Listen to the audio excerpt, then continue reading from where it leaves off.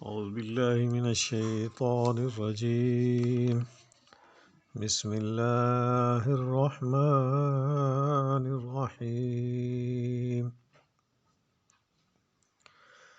قل أعوذ برب الناس ملك الناس إله الناس من شر الوسواس الخناس الذي يوسوس في صدور الناس من الجنة والناس۔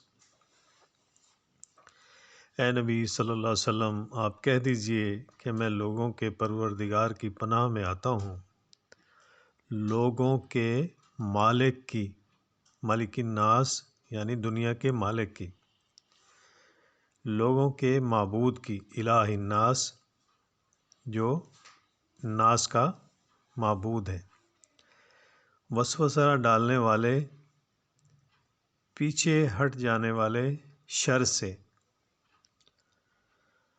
جو لوگ لوگوں کے سینوں میں وسوسہ ڈالتے ہیں، خواہ وہ جن میں سے ہو یا انسانوں میں سے۔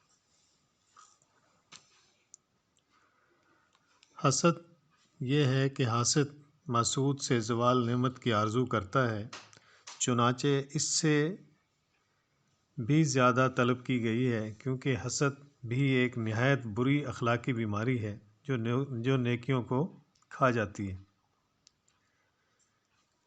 اس کی فضیلت گزشتہ صورت کے ساتھ بیان ہو چکی ہے۔